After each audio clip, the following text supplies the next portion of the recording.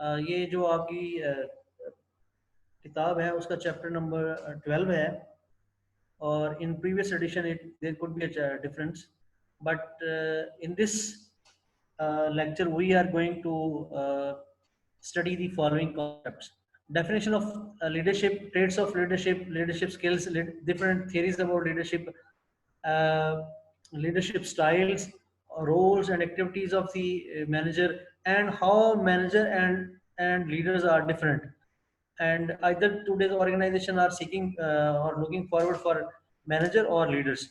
तो ये थोड़ा सा difference भी हम देखेंगे.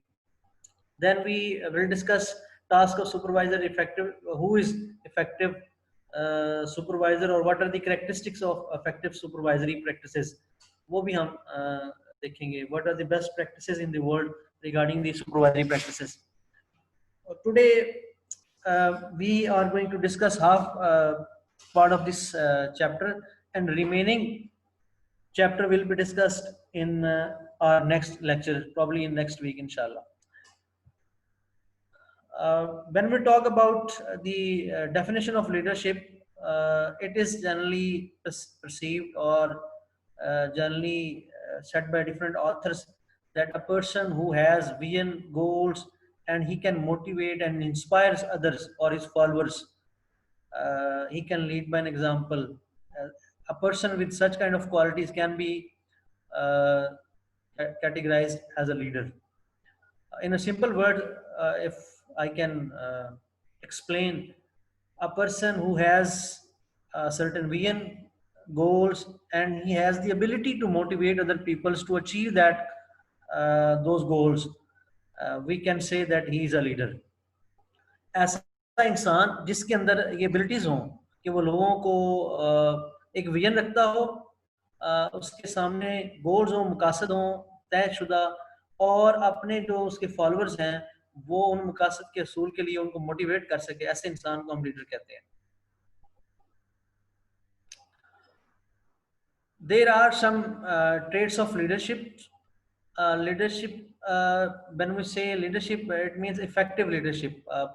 A leadership which can successfully motivate his followers to achieve goals.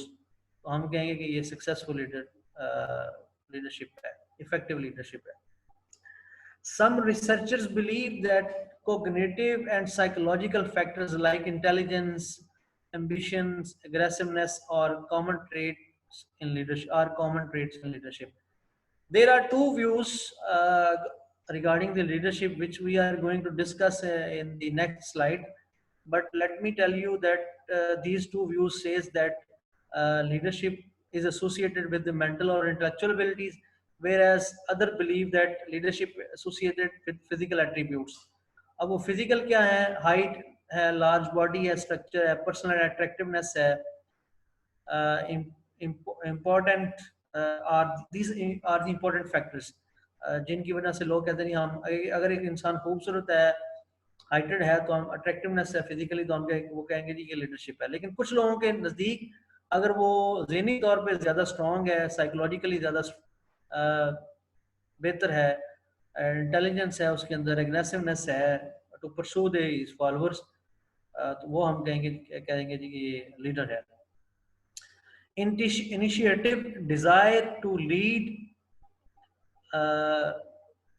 charisma, creativity are some of the common traits of our leaders. Ali, do not mark like this. Ali, आप लाइनें क्यों लगा रहे हैं? सर मैं नहीं लगा. ये कौन लगा रहा है? नहीं सर. अच्छा जी. लीडरशिप, मैंने जैसे कि अभी आपको अभी बताया है कि लीडरशिप के बारे में दो व्यूज हैं. कुछ लोग कहते हैं जी कि leaders are born, they can not be made. Leaders are by birth leaders, and the other view is leadership qualities can be developed. Leaders can be developed. आप ये कह सकते हैं कि एक हेरिडिटी पे बात करते हैं, दूसरे इन्वायरमेंट पे बात करते हैं. हेरिडिटी ये है कि इंसान उन खसूसियात के साथ ही पैदा होता है बाय बर्थ, जबकि दूसरे कहते हैं कि इंसान जो है वो लीडरशिप क्वालिटीज एक्वायर कर सकता है। ये but there there can not be drawn a hard line between these two views कि एक सच्चा एक झूठा है। इंसान की शख्सियत पे हम पहले इसी किताब के अंदर पढ़ चुके हैं कि इंसान की शख्सियत पे, किरदार साजी पे, शख्सियत साजी पे इन्वायरमेंट भी इफ़ेक्ट करता है और उसके वालिदैन जो हेरिडिटी है वो भी इफ़ेक्ट करती है। मिसाल के तौर पे आपकी हाइट कैसी है, आपका लुक कैसी है, आपका स्पीच स्टाइल कैसा है, आपकी आवाज़ की पिच और क्वालिटी कैसी है, ये आप इनहेरेंट करते हैं चीज़ें। और अगर आप गॉड गिफ्टेड हैं इन क्वालिटीज़ के साथ और आपको अच्छा ग्रूम करने वाला आपको साथ में इन्वायरमेंट भी मिल गया है, तो आप बेटा जी एक इफ़ेक्टिव लीडर हो सकते हैं। अगर एक इंसान अच्छी क्वालिटीज़ के साथ पैदा भी हुआ है लेकिन उसको कोई सूटेबल इन्वायरमेंट नहीं मिलता, वो स्ट्रगल करता है, तो मुश्किल हो जाता है लीडरशिप को ग्रूम होने में। तो दोनों चीज़ें ज़रूरी हैं, लेकिन देखते हैं कि ये जो दोनों थ्योरीज के सपोर्टिव करने वाले लोग हैं वो इस चैप्टर में क्या कहते हैं। अब थोड़ी सी हम बात कर लेते हैं पहले कि लीडरशिप जो है ना, स्किल्स कौन सी होती हैं। जैसे कि मैंने आपको शुरू में बताया कि एक व्यू ये है कि लीडरशिप इंटेलेक्चुअल एबिलिटीज़ का नाम है, और तो इस वाले से यहाँ पे जो लीडरशिप स्किल्स हैं उनको 3 कैटेगरीज में डिवाइड किया गया है। Robert Kurtz identified three categories of the skills: technical skills, human skills, and conceptual skills. Technical skills के अंदर आती है एक पर्सन की ability to understand, ability to make decisions, ability to effectively use of any process or technique. एक इंसान के अंदर ऐसी एबिलिटी जो अपने नॉलेज को वो किसी जगह अप्लाई करके और उस प्रॉब्लम को सॉल्व कर ले या उस मसले को सॉल्व कर ले, तो वो उसके टेक्निकल स्किल्स कहलाती हैं।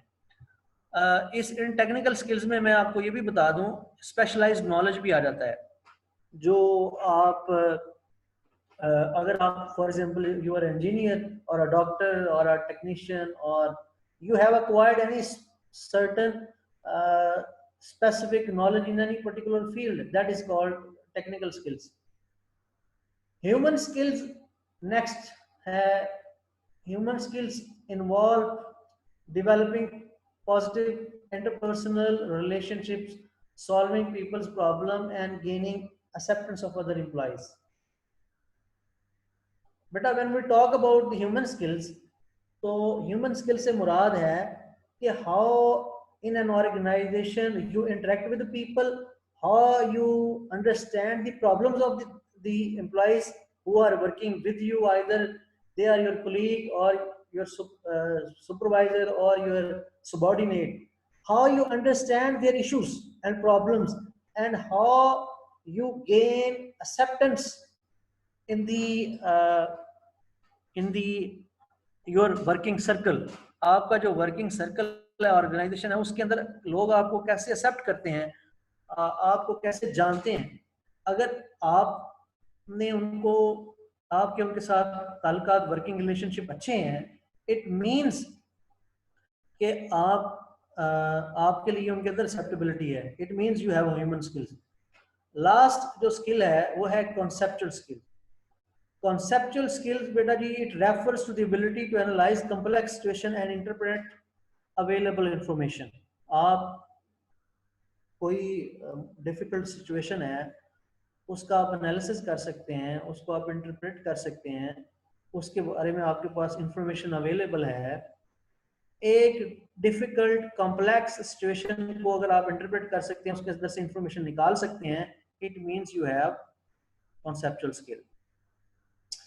ये बेटा उन्होंने डिवाइड किया है कि जो मैनेजमेंट के 3 लेवल हैं, आपको पता है ना मैनेजमेंट के 3 लेवल होते हैं, टॉप लेवल, मिडिल लेवल और सुपरवाइजरी लेवल या लोअर लेवल।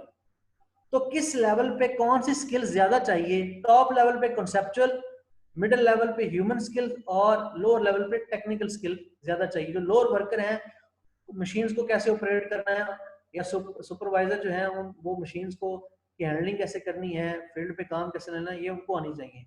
मिडिल लेवल के जो लोग हैं उनको लोगों को right person at the right place उसको पोस्ट करना, उसे काम लेना आना चाहिए। टॉप स्किल जो है ना मैनेजमेंट है उसके लिए कॉन्सेप्चुअल स्किल यानी कॉम्प्लेक्स प्रॉब्लम्स को अंडरस्टैंड करना और उनका हल निकालना। Now we are going to talk about few theories of leadership।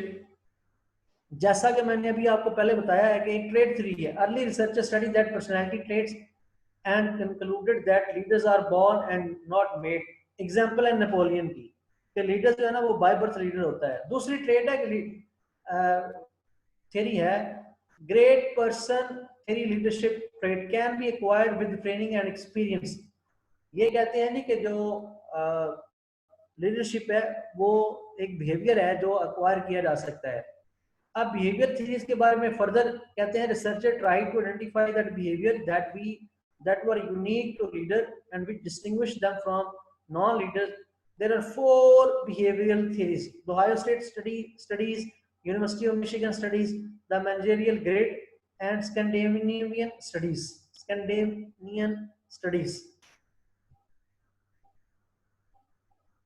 Ohio State जो study है बेटा, it was conducted way back in 1945. They defined 2 dimensions: initiating structure, individual's ability to define his as well as subordinate tasks and get them accomplished in time.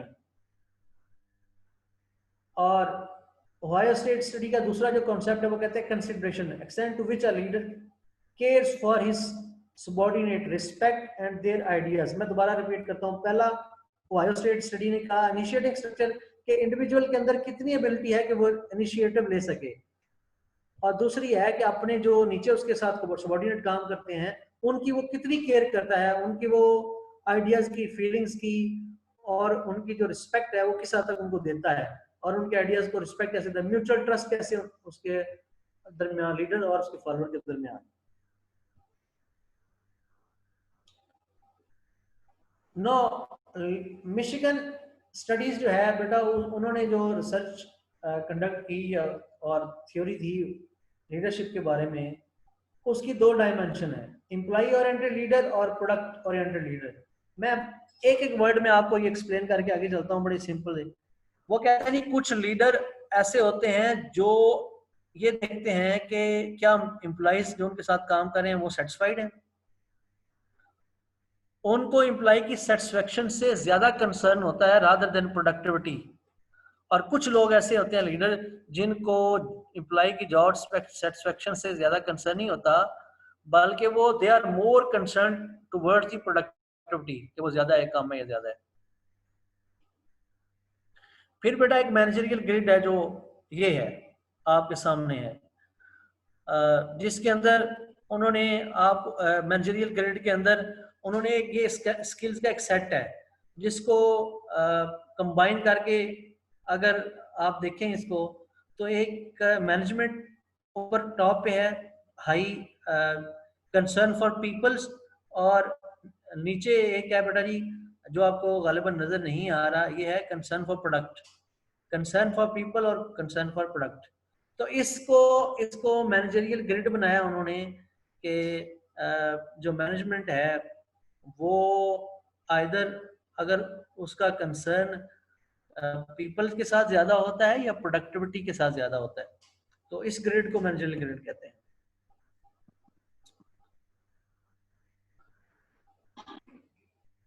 Scandinavian studies जो बेटा है उसके मुताबिक which was conducted based on behavioral theories, it was developed between 1945 and 1965. Research resulted in emergence of new dimension called development oriented behavior. Development oriented leaders experiment with new ideas and practices and embrace changes. वो कहते हैं ऐसे leader जो development oriented होते हैं वो new ideas को encourage करते हैं, न्यू प्रैक्टिस को, चेंजेस को एम्ब्रेस करते हैं, मतलब उनके अंदर एक्सेप्टेबिलिटी होती है। और the subordinate of the development oriented leader also showed higher level of job satisfaction. ऐसे लोगों के साथ काम करने वाले भी ज्यादा मुतमईन होते हैं। फिर बेटा जी contingencies approaches. Contingency theory of leadership postulated late that leaders have to change their style depending on situation they face. Felder's contingency model है, Hersey and Blanchard's situational theory है, leaders member exchange theory है, leadership participation model है, path goal theory है। ये contingency leadership के approaches हैं different। और ये है आपके पास contingency model एक leader member relationship, the extent to which a leader is accepted by his subordinate।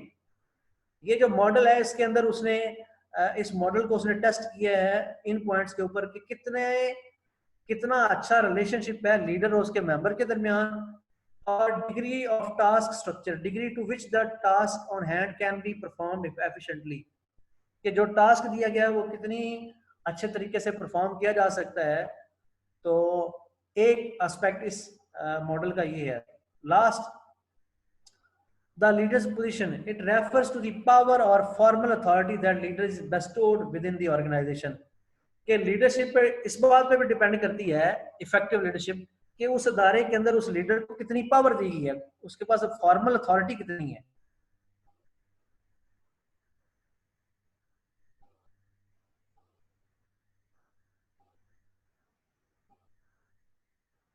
ये कुछ मैं आपके लिए स्किप कर रहा हूँ चीजें। ये इंटरेस्टिंग है because of the shortage of time available for a lecture is 40 minutes, so it's not possible for me to discuss all slides, but if you can study these slides later on and if you have any question you can ask।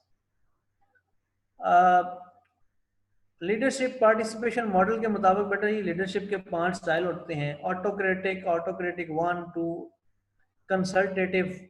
Autocratic ऐसा बेटा leadership style जिसके अंदर वो सिर्फ अपने जो follower हैं उनको अपना डिसीजन कन्वे करते हैं, ये बहुत ज्यादा स्ट्रिक्ट लीडरशिप है। दूसरा ऐसा लीडरशिप स्टाइल है तो ऑटोक्रेटिक, लेकिन उसमें वो सबॉर्डिनेट्स को इंफॉर्मेशन पास ऑन करते हैं और then they attempt to find a solution. और तीसरा है leadership explain problem and invites idea, ये कंसल्टेटिव स्टाइल है। तीसरा कंसल्टेटिव है leaders meet a group of subordinate, discuss the problem and listen to their ideas, finally decision may or may not be according to the subordinate। और last है बेटा जी group. after sharing the problem within the subordinate, the leaders initiate a group discussion till a consensus is reached, the leaders accept the solution offered by his subordinate। ये बेटा आज की हमारी बातें थी।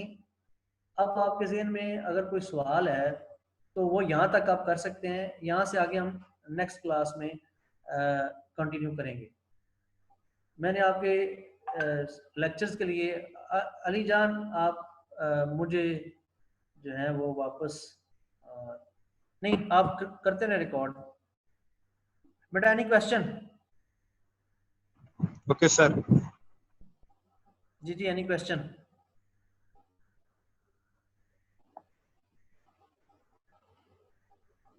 No sir.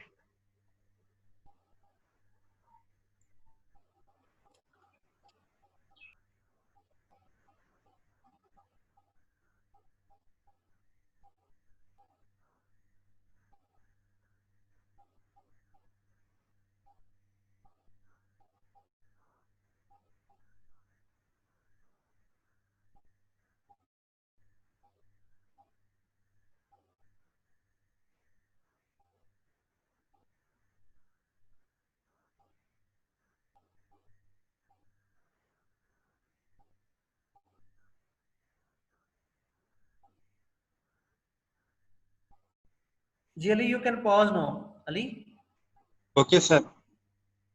कर दे रिकॉर्डिंग।